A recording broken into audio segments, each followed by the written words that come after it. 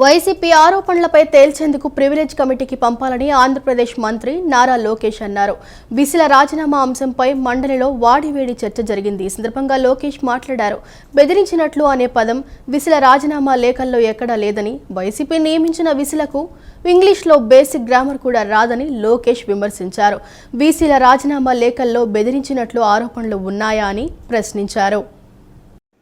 వీసీల రాజీనామా అంశంపై శాసనమండలిలో వాడివేడి చర్చ జరిగింది. వైఎస్ఆర్ కాంగ్రెస్ పార్టీ ఆరోపణలపై నిగ్గు తేల్చేందుకు ప్రివిలేజ్ కమిటీకి పంపాలని మంత్రి లోకేష్ స్పీకర్ను కోరారు. వీసీల రాజీనామా లేఖల్లో బెదిరించినట్లు అనే పదం ఎక్కడా లేదని లోకేష్ స్పష్టం చేశారు. వైఎస్ఆర్ కాంగ్రెస్ పార్టీ నియమించిన వీసీలకు బేసిక్ ఇంగ్లీష్ గ్రామర్ కూడా రాదని ఎద్దేవా చేశారు. వీసీల రాజీనామా లేఖల్లో బెదిరించినట్లు ఆరోపణలు ఉన్నాయా అని ప్రశ్నించారు. రాజీనామా చేసిన ఒక వీసీ రాజారెడ్డి చెల్లెలి కోడలు. రాజీనామా చేసిన ప్రసాదొడ్డి వైఎస్ఆర్ కాంగ్రెస్ పార్టీ కార్యకర్త. జగన్ పుట్టినరోజు వేడుకలు వర్సిటీలో చేసిన ఈ వ్యక్తి ఈ ప్రసాద్ రెడ్డి అని పేర్కొన్నారు. పార్టీ కోసం సర్వేలు చేయించిన ఘనత ఆనాటి వీసీలదని లోకేష్ వ్యాఖ్యానించారు. సార్ బొత్స గారు థ్రెటన్ అనే పదం ఉన్నా దీంట్లో మెంబర్స్ అడుగుతున్నా. సార్ అధ్యక్ష చూడండి, ఏమంటే నుంచోమంటాడు బొత్స గారు. ఇట్ట నుంచోండి. అక్కడ ఎవరికి ఎనర్జీ లేదు నుంచునేదానికి, ఎవరికి ఎనర్జీ లేదు అని ఇటు నుంచోమంటాడు. ఏంటి అధ్యక్ష, గతంలో ఇట్లానే అసెంబ్లీలో కూడా మాజీ ముఖ్యమంత్రి గారు ఇట్లానే వారు, ఈయనేమో ఇట్లా అంటాడు. ఏంటి సార్ ఇది? నేను నుంచోమని చెప్పలేదు బొత్స గారు, నేను ఎవరు నుంచోమని చెప్పలేదు, మీరు నుంచోమని చెప్పారు. నేను ఎవరు నుంచోమని చెప్పలేదు బొత్స గారు. థ్రెటన్ అనే పదం ఎక్కడ ఉంది? థ్రెటన్ అనే పదం ఎక్కడుంది? I'm challenging. థ్రెటన్ అనే పదం ఎక్కడుంది? ప్లీజ్ కూర్చోండి. బెదిరించమన్నారే, కూర్చోండి. దాని వర్షన్ ఇంగ్లీష్ లో థ్రెటన్. వాకౌట్ చేయాలంటే కల్పకుండా మీరు చేసుకోవచ్చు.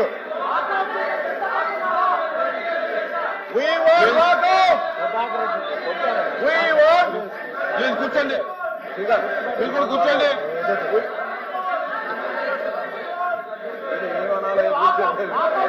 అధ్యక్ష, మేము ప్రివిలేజ్ చేస్తామని చెప్పాము. ఎందుకు మాట్లాడుతున్నారు? థ్రెటన్ అనే పదం ఎక్కడుంది? కూర్చోండి. థ్రెటన్ అనే పదం ఎక్కడ ఉంది? I'm challenging member. థ్రెటన్ అనే పదం ఎక్కడుంది? బెదిరించామని ఇంగ్లీష్ లో థ్రెటన్ అంటారు దాన్ని. పాపం మీరు నియమించిన వీసీ ఇంగ్లీష్ కూడా రాదు భయ్యా. దిశ చట్టం చట్టబద్ధత కల్పించారా లేదా గుండెలపై చేయి వేసుకుని చెప్పాలని ఏపీ హోంమంత్రి వంగలపూడి అనిత అన్నారు. దిశ చట్టం యాప్పై శాసన మండలిలో అనిత మాట్లాడుతూ, దిశ యాప్ ద్వారా ఎంతమంది మహిళలను రక్షించారో వైసీపీ సభ్యులే చెప్పాలని డిమాండ్ చేశారు. శక్తి యాప్ తీసుకొచ్చి మహిళలకు భద్రత కల్పించబోతున్నామని తెలిపారు. మహిళా దినోత్సవం రోజున శక్తి యాప్ను ఆంధ్రప్రదేశ్ ముఖ్యమంత్రి చంద్రబాబు నాయుడు ప్రారంభించబోతున్నారని చెప్పారు. శాసనమండలిలో దిశ చట్టం, దిశ యాప్పై అధికార ప్రతిపక్ష నేతల మధ్య మాటల యుద్ధం జరిగింది. ఈ సందర్భంగా హోంమంత్రి వంగలపూడి అనిత మాట్లాడుతూ, గత 5 సంవత్సరాల్లో దిశ యాప్ను మగవారితో కూడా బలవంతంగా ఫోన్లో ఎక్కించారని, దిశ చట్టం అంటూ చట్టబద్ధత లేని ఓ చట్టాన్ని తెచ్చారని తీవ్రస్థాయిలో విమర్శించారు. దిశ యాప్ ద్వారా ఎంతమందికి రక్షణ కలిగిందో విపక్ష సభ్యులు చెప్పాలని హోంమంత్రి డిమాండ్ చేశారు. అసలు దిశ చట్టానికి చట్టబద్ధత ఉందా లేదా అనేది విపక్ష సభ్యులు చెప్పాలన్నారు. అంతర్గత ఫిర్యాదుల కమిటీ వివరాలు, అదేవిధంగా 2024 సెప్టెంబర్ నుంచి 2025 జనవరి వరకు అందిన కేసులు కూడా క్లియర్ గా చెప్పడం జరిగింది అధ్యక్ష. జిల్లాల్లో ఏర్పాటు చేసిన అంతర్గత కమిటీల సంఖ్య 6,681 అధ్యక్ష. ఇక్కడ మనకి ప్రతి 10 మంది మహిళా ఉద్యోగస్తులు ఎవరైతే ఉంటారో అక్కడ కంపల్సరీగా ఒక కమిటీ ఏర్పాటు చేయమని 2013లో పోస్ట్ చట్టం ప్రకారం కూడా మనం ఏర్పాటు చేసుకోవాల్సిన అవసరం కూడా ఉంది అధ్యక్ష. ఈ పని ప్రదేశాల్లో మహిళల లైంగిక వేధింపులు నివారించడానికి భారత ప్రభుత్వం ఒక చట్టాన్ని అమల్లోకి తీసుకొచ్చింది. పని ప్రదేశాల్లో మహిళలకు సురక్షితమైన మరియు భద్రతాయుతమైన వాతావరణాన్ని సమకూర్చేటట్లు చూడటానికి 2013 POSS చట్టాన్ని చేసింది. ప్రతి జిల్లాలో జిల్లా అధికారిగా జిల్లా కలెక్టర్లను రాష్ట్రంలో నియమించబడింది. రాష్ట్ర పునర్వ్యవస్థీకరణ అనంతరం రాష్ట్రంలో 26 జిల్లా LCCలు ఏర్పాటు చేయడం అయింది. దీనిలో మునుపటి 13 జిల్లాలు మరియు కొత్తగా ఏర్పాటైన 13 జిల్లాలు కూడా ఉన్నాయి. సదరు చట్టానికి అనుగుణంగా ప్రస్తుతం రాష్ట్రంలో సుమారుగా 6,681 అంతర్గత కమిటీలు ఏర్పాటు చేయడం అయింది అధ్యక్ష. మరియు ఫిర్యాదు అందినప్పుడల్లా కేసు నమోదు చేయడం అవుతుంది. మహిళా మరియు శిశు సంక్షేమ శాఖ పని ప్రదేశాల్లో లైంగిక వేధింపులపై చట్టపరమైన పరిణామాలపై అవగాహన కల్పించడానికి క్రమం తప్పకుండా కార్యక్రమాలు మరియు వర్క్షాప్ నిర్వహిస్తుంది అధ్యక్ష. అనంతరం వైసీపీ ఎమ్మెల్సీ వరదు కళ్యాణి మాట్లాడుతూ దిశ యాప్ ద్వారా ఎన్ని కేసులు నమోదయ్యాయో ఒకసారి లెక్కలు చూసుకోవాలన్నారు. రాష్ట్ర వ్యాప్తంగా దిశ పోలీస్ స్టేషన్లను వైసీపీ ప్రభుత్వం ఏర్పాటు చేసిందన్నారు. దిశ చట్టాన్ని అసెంబ్లీలో ఆమోదించి కేంద్రానికి పంపామన్నారు. దిశ యాప్ ఇప్పుడు ప్రభుత్వం వాడకపోతే దాని స్థానంలో కొత్త యాప్ను తీసుకొస్తున్నారా అని వరదు కళ్యాణి ప్రశ్నించారు. అయితే అధ్యక్ష, ఇప్పుడు వాళ్ళ పని ప్రదేశాల్లో ఉండేప్పుడు దిశ యాప్ లాంటి యాప్ గనుక ఉండుంటే ఖచ్చితంగా వాళ్ళు రక్షించబడే వాళ్ళు అని మేము నమ్ముతున్నాం అధ్యక్ష. ఇప్పుడు కడియం నర్సరీలో ఒక మహిళకి ఏమైందో మనం అందరం చూసాం అధ్యక్ష. పని చేస్తున్న ఆవిడకేమో బయటికి తీసుకెళ్లి అత్యాచారం చేసి హత్య కూడా చేయడం జరిగింది అధ్యక్ష. ఇలాంటి సందర్భాల్లో అలాంటి యాప్ కనుక ఉండుంటే ఉపయోగపడేది అధ్యక్ష. ఈ ప్రభుత్వం అలాంటి అంటే దిశ యాప్ ని కొనసాగించట్లేదు అని మేము అనుకుంటున్నాం అధ్యక్ష. ఒకవేళ ఆ యాప్ ని కొనసాగిస్తారా లేదంటే దానికి సమాంతరంగా ఏదైనా యాప్ ని తీసుకొస్తారా? ఎందుకంటే ఆ యాప్ ఉంటే మాత్రం ఖచ్చితంగా మహిళలకి ఎంతో ఉపయోగపడుతుంది అధ్యక్ష. అందుకు మంత్రి గారు దాని మీద సమాధానం చెప్పాల్సిందిగా అడుగుతున్నాను. వరదు కళ్యాణి వ్యాఖ్యలకు సమాధానంగా దిశ యాప్ స్థానంలో శక్తి యాప్ తీసుకొస్తున్నామని హోంమంత్రి అనిత సభకు తెలిపారు. మహిళా దినోత్సవం రోజున ముఖ్యమంత్రి నారా చంద్రబాబు నాయుడు చేతుల మీదుగా ఈ యాప్ను ప్రారంభిస్తున్నట్లు హోంమంత్రి తెలిపారు. అసలు అమ్మా మీరేమనుకోవద్దు, మనం అందరం కూడా మహిళలమే. ఒక్కసారి గుండెల మీద చేసుకొని మాట్లాడుకుందాం. దిశ చట్టం అనేది చట్టబద్ధత అయిందా? ఒక్కసారి మీరు ఆలోచించుకోండి. నేనేమి రాజకీయాలు మాట్లాడలే. మీరు రాజకీయాల్లో ఉన్నారు, నేను రాజకీయాల్లో ఉన్నాను. మీరు ఒక మహిళ, నేను ఒక మహిళే. మీరు మహిళల గురించి పోరాడుతున్నారు, నేను మహిళల గురించి పోరాడుతున్నాను. మన గుండెల మీద చేసుకొని మాట్లాడుకుందాం. దిశ చట్టం అనేది చట్టబద్ధత కల్పించారా? దిశ పోలీస్ స్టేషన్ ఏర్పాటు చేశారు, దిశ యాప్ ఏర్పాటు చేశారు, కాదని చెప్పట్లే. మీరు ఏదైతే దిశ యాప్ వల్ల ఫలానా కడియంలోని ఒక మహిళ హత్య చేయబడింది అది జరిగేదా అని అడిగారు కదా. దయచేసి నాకు అవకాశం ఇవ్వండి. నిజంగా దిశ యాప్ ద్వారా లాస్ట్ లెక్కలు తీద్దాం. దిశ యాప్ ద్వారా ఎంతమంది మహిళలు రక్షింపబడ్డారో ఒకసారి మీరే చెక్ చేసుకోండి.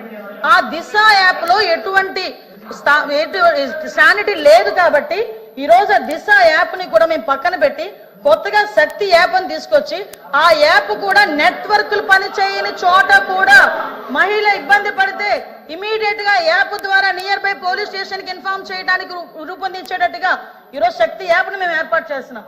అది ఉమెన్స్ డే రోజు గౌరవ ముఖ్యమంత్రి గారు కూడా శక్తి యాప్ ను కూడా ప్రారంభోత్సవం 2047 నాటికి స్వర్ణాంధ్ర సాధించాలనేదే ఆంధ్రప్రదేశ్ లక్ష్యమని మంత్రి నారాయణ అన్నారు.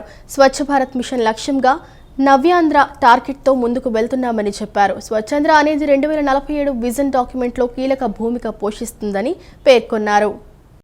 జైపూర్లో జరుగుతున్న 12వ Asia Pacific regional circular economy forum సదస్సులో మంత్రి నారాయణ, స్వచ్ఛాంధ్ర కార్పొరేషన్ చైర్మన్ పట్టాభిరామ్ ఉన్నతాధికారులు పాల్గొన్నారు. సమీకృత వ్యర్థాల నిర్వహణ, పర్యావరణ పరిరక్షణ, వాతావరణ సంస్కరణలపై సదస్సులో చర్చించారు. సదస్సుకు కేంద్ర పర్యావరణ శాఖ మంత్రి భూపేందర్ యాదవ్, పలు దేశాల ప్రతినిధులు హాజరయ్యారు. కేంద్ర మంత్రి భూపేంద్ర యాదవ్తో కలిసి సదస్సులోని వివిధ దేశాల పెవిలియన్లను మంత్రి నారాయణ పరిశీలించారు. అంతర్జాతీయ సదస్సులో ఏపీ విజన్పై మంత్రి నారాయణ ప్రసంగించారు. పరిశుభ్రత, పర్యావరణ సమతుల్యత, సమగ్ర ఆర్థిక వ్యవస్థ స్వచ్ఛాంధ్ర లక్ష్యాలని చెప్పారు. వేస్ట్ మేనేజ్మెంట్, పొల్యూషన్ కంట్రోల్, వాతావరణ పరిస్థితులు సమతుల్యం చేసుకుంటూ ముందుకు వెళ్తున్నామని అన్నారు. 2047 నాటికి జీరో వేస్ట్ క్లైమేట్ రెసిడెన్స్ సాధించేందుకు ఏపీ కట్టుబడి ఉందని తెలిపారు. అమరావతి నిర్మాణంలో ఉత్తమ పద్ధతులతో ఆకట్టుకునేలా సర్క్యులర్ ఎకానమీ దిశగా సీఎం చంద్రబాబు ప్రయత్నిస్తున్నారని అన్నారు. స్వచ్ఛాంధ్ర అనేది కేవలం పరిశుభ్రత మాత్రమే కాదు, భవిష్యత్తు తరాలకు నీరు, భూమిని పరిరక్షించాలనే ప్రతిజ్ఞ అని తెలిపారు. Producing 30 megawatt electricity, bio-CNG plants, used water management plants like that. Andhra Pradesh is committed to becoming a zero waste climate residence start by 2047. Andhra Pradesh seeks national and global partnerships to enhance waste to value solutions, climate resilient urban planning and sustainable industries. Andhra Pradesh, under the leadership of our Chief Minister, Sri Nara Chandrababu Naidu Garu, is now achieving impressive goals to the date, and its new capital Amaravati is taking wings. In this context, I make a call with Andhra Pradesh partner on circular economy and best practices. మానవ మనుగడకు కీలకమైన ప్రకృతి వ్యవసాయ ఉద్యమంలో ప్రతి ఒక్కరూ భాగస్వాములు కావాలని దశలవారీ కార్యాచరణతో సహజ సాగులో ఎన్టీఆర్ జిల్లాను నెంబర్ 1లో నిలిపేందుకు సమిష్టి కృషి అవసరమని కలెక్టర్ డాక్టర్ జి లక్ష్మీశా అన్నారు. క్షేత్రస్థాయి సిబ్బంది ప్రతి రైతుకు ప్రకృతి వ్యవసాయంపై అవగాహన పెంచాలని, దశలవారీగా ప్రకృతి వ్యవసాయ విస్తీర్ణాన్ని పెంచుతూ జిల్లాను ఆదర్శవంతంగా నిలుపుదామని పిలుపునిచ్చారు. విజయవాడలోని లయలో కళాశాల ఎదురుగా ఉన్న రైతు సాధికార సంస్థ ప్రకృతి వ్యవసాయ విభాగం జిల్లా ప్రాజెక్టు కార్యాలయంలో రీసోర్స్ పర్సన్లు, యూనిట్ ఇన్ఛార్జీలు, మోడల్ మేకర్ ట్రైనర్లు తదితరులకు ప్రకృతి వ్యవసాయం ఖరీఫ్ కార్యాచరణ ప్రణాళికపై వర్క్షాప్ జరిగింది. ఈ కార్యక్రమంలో పాల్గొన్న కలెక్టర్ లక్ష్మీశా మాట్లాడుతూ ప్రకృతి వ్యవసాయంపై అన్నదాతల్లో ఉన్న అపోహలను తొలగించి ఆరోగ్యకర ఉత్పత్తులతో మొత్తం సమాజానికే మేలు కలిగించే సాగు విధానాలపై పెద్ద ఎత్తున అవగాహన కార్యక్రమాలు నిర్వహించాలన్నారు. ర్యాలీలు, స్వయం సహాయక సంఘాల మహిళలకు అవగాహన కార్యక్రమాలు, పొలం సందర్శనలు వంటివి నిర్వహించాలన్నారు. తాను సేంద్రియ వ్యవసాయంలో పీహెచ్డీ చేయటం జరిగిందని, రసాయన పురుగుమందులు, ఎరువులు నెమ్మదిగా మనిషి ఆరోగ్యంపై ప్రతికూల ప్రభావం చూపుతాయన్నారు. సాగులో సేంద్రియ ఎరువులు, జీవ ఉత్ప్రేరకాలు, కషాయాలు, ద్రావణాలు తదితరాల వినియోగం వల్ల ఆరోగ్యకరమైన వ్యవసాయ ఉత్పత్తులు చేతికందుతాయని కలెక్టర్ వివరించారు. ఒక్కో అడుగు ముందుకేస్తూ వెళ్లడం వల్ల లోపాలను గుర్తించి సవరించుకునేందుకు అవకాశం ఉంటుందన్నారు. రాష్ట్ర ప్రభుత్వం సహజ సాగుకు అత్యంత ప్రాధాన్యమిస్తోందని, స్వర్ణాంధ్ర విజన్ 2047లోనూ ప్రకృతి సాగు భాగంగా ఉందని వివరించారు. జీరో బడ్జెట్ ప్రకృతి వ్యవసాయ విధానాలు నేలకు, ఆపై పంటకు స్వచ్ఛమైన సత్తువనిస్తాయని చెప్పారు. ప్రకృతి వ్యవసాయంలో రాష్ట్రానికి మంచి గుర్తింపు ఉందని, ఎందరో రైతులు, కౌలు రైతులు ప్రకృతి సేద్యాన్ని ఆచరిస్తూ ఆదర్శంగా నిలుస్తున్నారని అన్నారు. అలాంటి వారితో అవగాహన కార్యక్రమాలు నిర్వహించాలని సూచించారు. ప్రకృతి సాగులో ఏ విధంగా అయితే రైతులను చేయి పట్టి నడిపిస్తామో అదేవిధంగా ఆయా ఉత్పత్తుల మార్కెటింగ్లోనూ తోడుగా నిలవాల్సిన అవసరం ఉందని కలెక్టర్ లక్ష్మీశా పేర్కొన్నారు. సిమిలర్లీ న్యాచురల్ ఫార్మింగ్ అనేది మంచిది. ఓకే, సో అది సత్యం. ఓకే, సో కాబట్టి అది వెలుగుకి రావడం కొంచెం టైం తీసుకుంటుంది. దానికి ప్రతిష్టంగా ఎంత టైం తీసుకున్నా, ఎంత ఇబ్బందులైనా, సపోర్ట్ ఉన్నా లేకపోయినా అది కంటిన్యూ చేయాలని ఆల్మోస్ట్ డికేడ్గా విజయ్ కుమార్ సార్ దాన్ని వెంటపడము, దానికి అంత కృషి చేసి, అంటే ఇక్కడ మెయిన్లో వచ్చే ఫస్ట్ క్వశ్చన్ ఏంటంటే ఆర్గానిక్ ఫార్మింగ్ చెప్తారు కదా, ఓన్లీ కలర్తోనో లేదా వెయిట్తోనో బరువుతోనో చెప్పలేము. అది ఆర్గానిక్ సైంటిఫిక్ ప్రూఫ్ ఉండాలి. దానికి స్టాటిస్టికల్ ఎంపెరికల్ డేటాతో మనం చెప్తేనే ఒక సైంటిస్ట్ని కానీ లేదా పబ్లిక్ని కానీ ఎడ్యుకేటెడ్ కానీ మనం కన్విన్స్ చేయగలుగుతాం. అటువంటి ఎంపెరికల్ డేటా లేనప్పుడు విజయ్ కుమార్ సార్ ఎక్స్పెరిమెంట్లు చేసి మీ ద్వారానే అఫ్కోర్స్ ప్రతి విలేజ్లో చేసి మనం కెమికల్ ఫర్టిలైజర్ వేయకుండా న్యాచురల్ ఫర్టిలైజర్ ఏంటి కాంపోస్ట్, దీంతోనే on par with chemical fertilizer yield తీయొచ్చు, దిగుబడి వస్తుంది అని ప్రూవ్ చేయగలిగారు. వీసీల రాజీనామా అంశంపై వైసీపీ ఎమ్మెల్సీ బొత్స సత్యనారాయణ మరోసారి స్పందించారు. అసెంబ్లీ మీడియా పాయింట్ వద్ద మాట్లాడుతూ వీసీల రాజీనామాలపై దర్యాప్తు జరపమని 2 రోజుల క్రితం కోరామని, ఆధారాలు ఇవ్వాలని ప్రభుత్వం కోరిందన్నారు. అన్ని ఆధారాలు నేడు మండలి ముందుకు తీసుకుని వచ్చినట్లు తెలిపారు. గవర్నర్ నియమించిన వీసీలను ఉన్నత విద్యాశాఖ అధికారులు ఏ విధంగా రాజీనామాలు చేయమని చెబుతారని విచారణ చేయమని చెప్పామన్నారు. అయితే ప్రభుత్వం తోక ముడుచుకొని వెళ్లిందని విమర్శించారు. విచారణ చేయకుండా సవాల్ విసిరారని, ఈరోజు ఏమైందని ప్రశ్నించారు. సమాధానం చెప్పలేక దబాయింపు, బుకాయింపులు, పరుష పదజాలంతో దూషణలు చేశారన్నారు. విచారణ జరగాలని, వాస్తవాలు బయటకు రావాలని డిమాండ్ చేశారు. బీసీలు తప్పులు చేస్తే చర్యలు తీసుకోవాలన్నారు. బెదిరింపులతో రాజీనామాలు చేయించడం విద్యా వ్యవస్థకు కళంకమని ఎమ్మెల్సీ బొత్స అన్నారు. ఉన్నత విద్యకు సంబంధించిన చైర్మన్ గారు, ఇన్ఛార్జ్ చైర్మన్ గారు కానీ, లేకపోతే ఉన్నత విద్యాశాఖ కార్యదర్శి కానీ ఏ విధంగా వాళ్ళని మారల్ ఇన్స్ట్రక్షన్స్ అనే వాళ్ళని ఎందుకు వచ్చింది, అక్కడ ఏ విధంగా వాళ్ళని బంధించి వాళ్ళ చేత రెగ్యులర్ తీసుకోవడం అవసరం ఏమొచ్చింది, దాని మీద ఎంక్వైరీ జరగాలని అడుగుతున్నాం. మేము దాని మీద ఎంక్వైరీ ఏమని అడుగుతున్నాం. ప్రభుత్వం దానికి సమాధానం చెప్పకుంటే ఎక్కడైనా బలవంతం పెట్టారా, ప్రజలు చేశారా, జులుం చేశారా, బెదిరించారా, వర్డ్ ఉందా, వర్డ్ ఏమైనా ఉంటుందండి అడిగితే చెప్తారు. అప్పుడు ఎంక్వైరీలో చెప్తారు. చేయండి ఎంక్వైరీ, వాళ్ళు ఏం చెప్తారో రాయండి, ఓ జ్యుడిషియల్ ఎంక్వైరీ వేయండి, దాన్ని డిమాండ్ చేస్తాం. ప్రభుత్వం తోకముడిచి వెనక్కి వెళ్ళిపోయింది. కానీ నేను అందుకే చెప్తున్నాను ప్రభుత్వానికి, పూర్వపరాలు జరిగిన వాస్తవాలు తెలుసుకుని మాట్లాడాలి తప్ప ఛాలెంజింగ్ అంటే ఛాలెంజింగ్ ఇక్కడ ఏమి కుస్తీ పోటీలు కాదు. అందరం కూడా బాధ్యతగల పౌరులం, బాధ్యతగల రాజకీయ పార్టీలం, ఒక వ్యవస్థను కాపాడుకోవాల్సిన మనుషులం. ఎప్పుడు ఈ విధమైన వ్యవస్థలో ఎలాంటివి జరగలే. చేతి వచ్చిన తర్వాత, స్వాతంత్రం వచ్చిన తర్వాత మూకుమ్మడిగా ఒకేసారి వీసీలందరినీ రాజీనామా చేసే పరిస్థితి ఈ దేశ చరిత్రలో, రాష్ట్ర చరిత్రలో ఎక్కడ రాలే. మా ప్రభుత్వంలో కూడా రాలే. 5 సంవత్సరాల్లో కూడా ఎప్పుడు కూడా. నా బీసీలు అంటూ గొప్పలు చెప్పిన వైఎస్ జగన్ 5 ఏళ్లలో బీసీలకు ద్రోహం చేశారని మంత్రి సబిత ఆరోపించారు. కూటమి ప్రభుత్వం వచ్చాక 8 నెలల్లోనే 1977 కోట్లు స్వయం ఉపాధి పథకాలకే అమలు చేశామన్నారు. 200 కోట్లతో 1,02,000 మందికి ఉచితంగా టైలరింగ్ శిక్షణ ఇస్తూ కుట్టు మిషన్లు పంపిణీ చేస్తున్నామన్నారు. బీసీల కోసం కార్పొరేషన్ల కింద సబ్సిడీపై రుణాలు అందిస్తున్నామని, ఆదరణ పథకానికి 1000 కోట్ల నిధులు కేటాయిస్తున్నామన్నారు. 26 జిల్లాల్లో బీసీ భవన్లు కట్టబోతున్నామని, బీసీ హాస్టళ్లు, గురుకులాల మరమ్మతులు చేస్తున్నామని మంత్రి సబిత వెల్లడించారు. ముఖ్యమంత్రి చంద్రబాబు నాయుడు గారి లక్ష్యం ఒకటే, ప్రతి ఇంటి నుంచి ఒక ఎంటర్ప్రైనర్ తయారు కావాలి, వాళ్ళ స్వయం ఉపాధి కింద వాళ్ళ కాళ్ళ మీద వాళ్ళ నిలబడాలన్న ఉద్దేశంతో ఒక పక్క పథకాలు ఇస్తూ స్వయం ఉపాధి పథకాలు కూడా మేము ఏర్పాటు చేశామన్న విషయాన్ని కూడా మీకు తెలియజేస్తున్నాం అధ్యక్ష. మరి సభ్యులు అడిగినట్లుగా రాష్ట్ర ప్రభుత్వం నుంచి మరి 1046 కోట్లు, మరి అదే విధంగా బ్యాంకు రుణాల నుంచి 907 కోట్లు, లబ్ధిదారులు వాటా 22 కోట్లు. ఈ 8 నెలల్లోనే ఇవి ఆల్రెడీ స్కీమ్స్ అన్ని ఆల్రెడీ లాంచ్ చేశామన్న విషయాన్ని కూడా తెలియజేస్తూ 1977 కోట్లు ఓన్లీ స్వయం ఉపాధి పథకాలకి అమలు చేశామన్న విషయాన్ని కూడా మీకు తెలియజేస్తున్నాం అధ్యక్ష. వైఎస్ఆర్సీపీ హయాంలో 6,688 గ్రామాల్లో రీసర్వే పూర్తి చేశారని, కానీ అదంతా తప్పుల తడకగా మారిందని మంత్రి అనగాని సత్యప్రసాద్ ఆరోపించారు.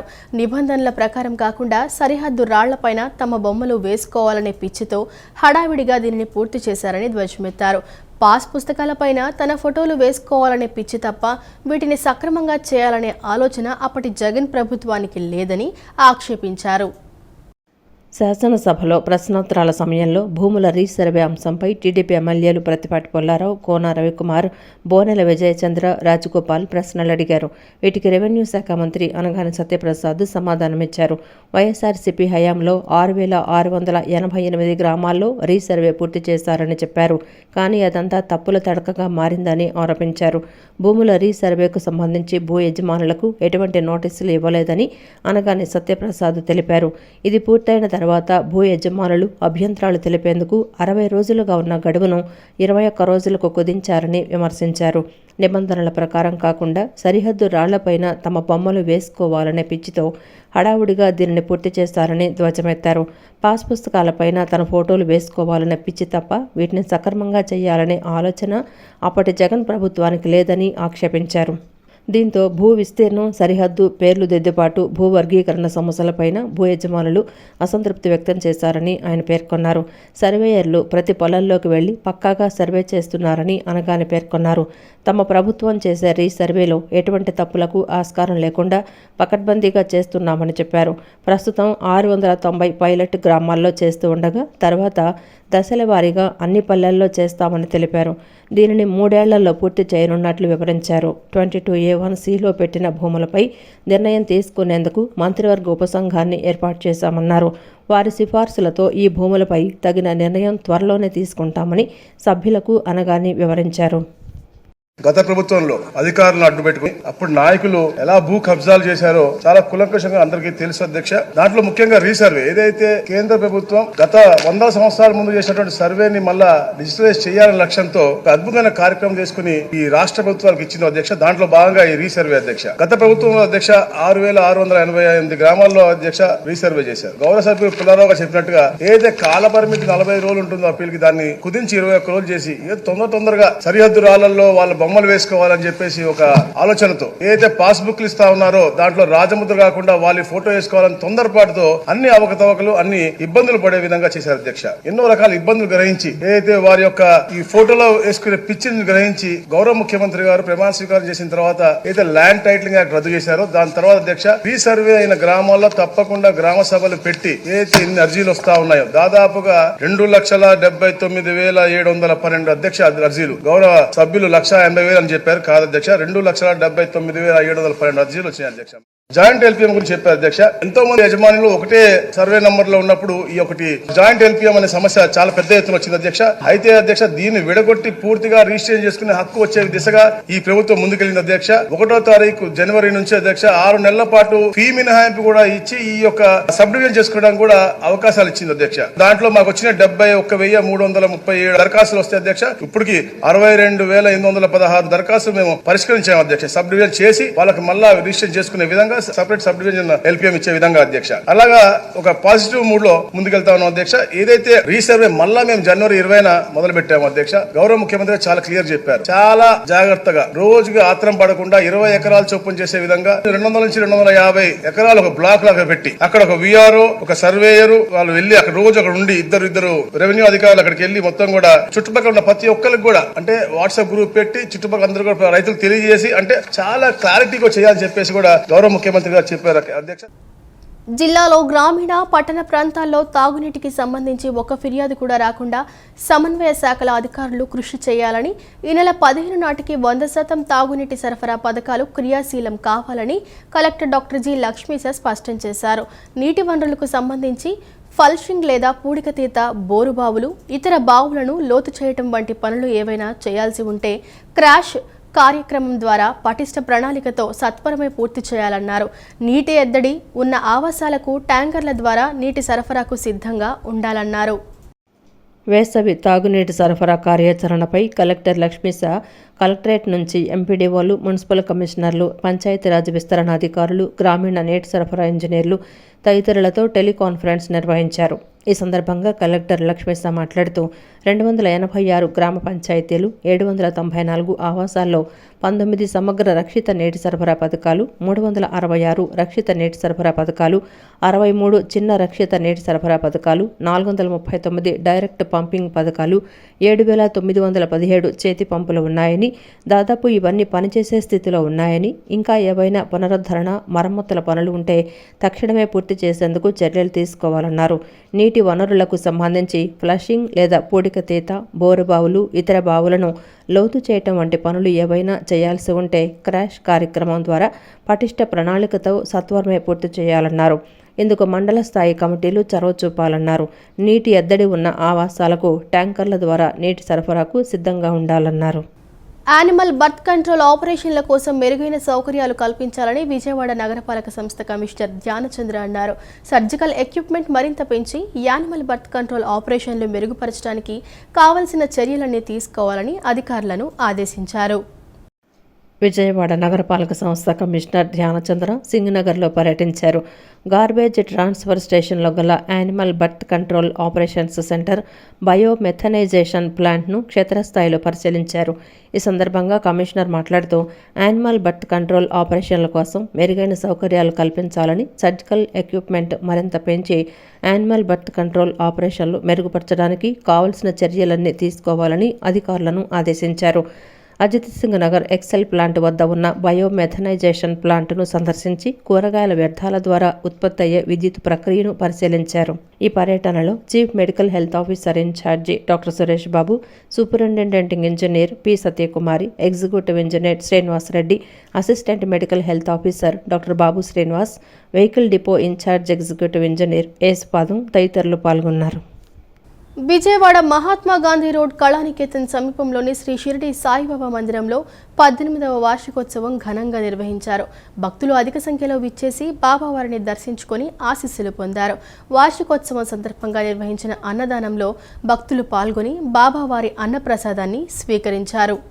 విజయవాడ మహాత్మా గాంధీ రోడ్డు కళానికేతన్ సమీపంలోని శ్రీ షిరిడి సాయిబాబా మందిరంలో 18వ వార్షికోత్సవం కన్నుల పండుగగా జరిగింది.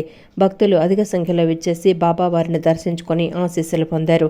వార్షికోత్సవం సందర్భంగా భజన కార్యక్రమాన్ని ఏర్పాటు చేశారు. అన్నదానంలో భక్తులు పాల్గొని బాబావారి అన్నప్రసాదాన్ని స్వీకరించారు. ఈ సందర్భంగా అర్చకులు రవిశర్మ మాట్లాడుతూ శ్రీ షిరిడి సాయిబాబా మందిరం 18వ వార్షికోత్సవం వైభవపేతంగా నిర్వహిస్తున్నామన్నారు. చలసాని అజయ్ కుమార్ ఆధ్వర్యంలో వారి సతీమణి దుర్గామణి చేతుల మీదుగా భాగ్యరాజు ఎన్వీఆర్ మిత్ర బృందంతో కలిసి వార్షికోత్సవం నిర్వహిస్తున్నామని చెప్పారు.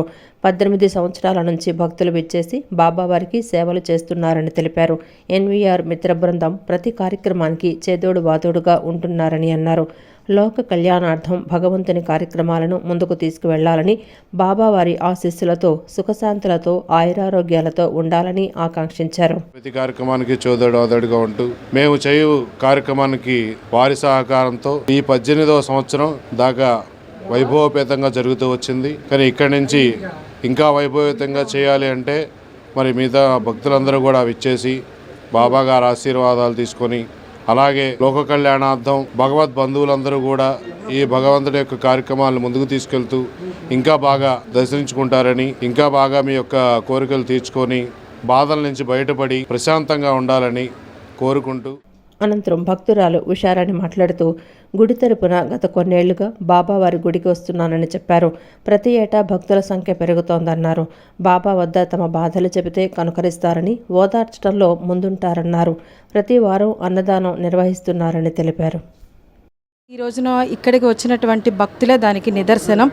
ఈ కళానికేతన్ సమీపంలో జరుగుతున్న ప్రతి వారం జరిగే అన్నదాన కార్యక్రమాలు, ఫస్ట్లో అన్నదానం ఉందో లేదో నాకైతే తెలియదు, కానీ ప్రతి వారం వచ్చినటువంటి చందాని పోగేసుకొని కార్యక్రమంలో ఉన్న వాళ్ళే కాకోకుండా, చందానే కాకుండా గుడి తరపున వ్యవస్థాపకులు కూడా దీంట్లో భాగస్తులుగా ఉండి మిగతా అమౌంట్ పడినా కూడా వాటిని సహకరించుకుంటూ ముందుకు సాగిపోయేలా చేస్తున్నారు. ఇలాంటి కోలాహలం ఉండి మహోన్నతమైనటువంటి మహత్వమైనటువంటి బాబా యొక్క సన్నిధిని అందరూ చేరుకోవాలని కోరుకుంటున్నాము. ఏదైనా గుడికి అందరూ తలపిస్తేనే అది ఎంతో స్థాయికి వెళ్తాయి. ఒకరి వల్ల అయ్యే పని కాదు. కాబట్టి ఇంకా మహోత్సవాలు జరగాలి, ఎన్నెన్నో జరగాలని మనస్ఫూర్తిగా కోరుకుంటున్నాం. ఈ వార్తలు ఇంతటితో సమాప్తం. నమస్కారం.